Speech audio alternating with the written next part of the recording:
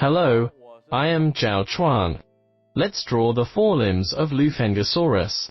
The forelimbs of Lufengosaurus were in a relatively primitive state, unlike later sauropods, whose forelimbs had been specialized to look like elephant feet. As a primitive sauropodomorph, the forelimbs of Lufengosaurus also shared the features of theropods. It had 5 fingers, only the first 3 possessed sharp claws, and the other 2 degenerated without nails. It is worth noting that its thumb claw was huge, similar to many theropods, such as Spinosaurus or Allosaurus. When drawing its forelimbs, we can draw large scales on the dorsal side of its fingers to make them look like the typical forelimbs or hindlimbs of general theropods. Now, let's get started.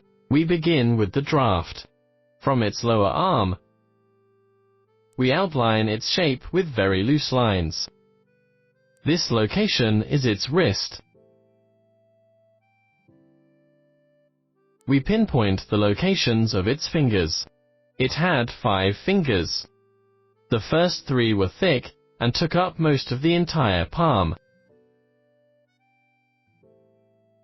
The last 2 fingers were like the outermost fingers of a crocodile, deduced very small and without nails.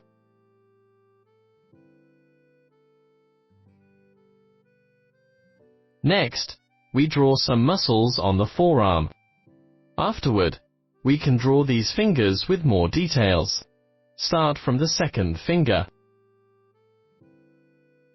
This finger seemed to be the longest and had a sharper claw.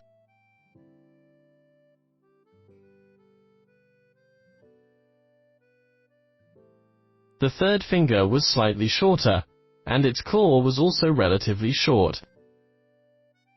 We can show its finger pads.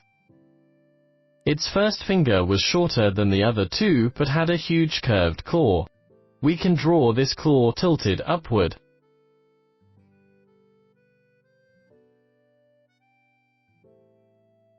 After drawing this basic shape, we can add some details. Draw the pads under the fingers. And add large scales to the dorsal side of the fingers, resembling bird digits.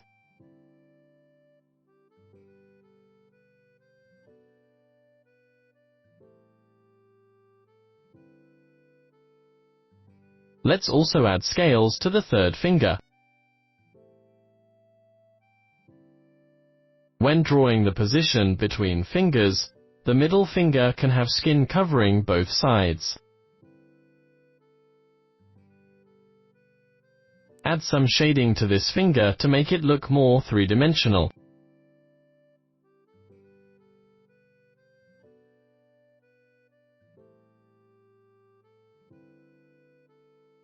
Then, add some lines to make it look fuller.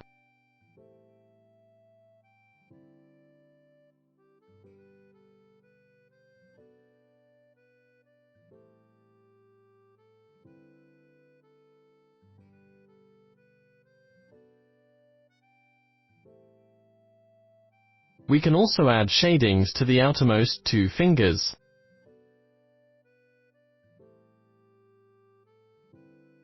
Add some shadings to this arm.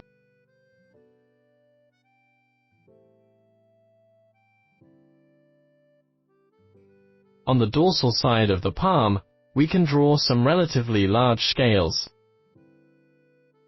The other fingers also had scales.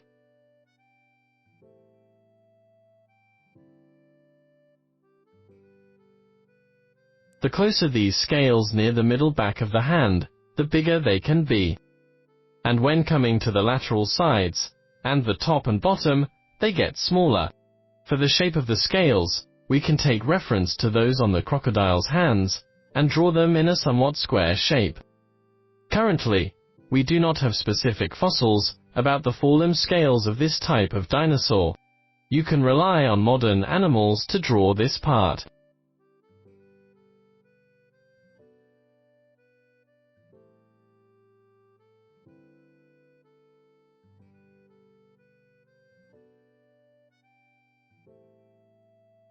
Draw a depressed blood groove on the side of each claw.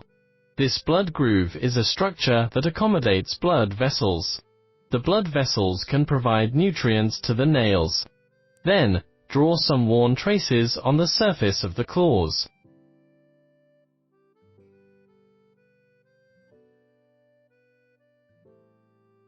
Finally, refine some details.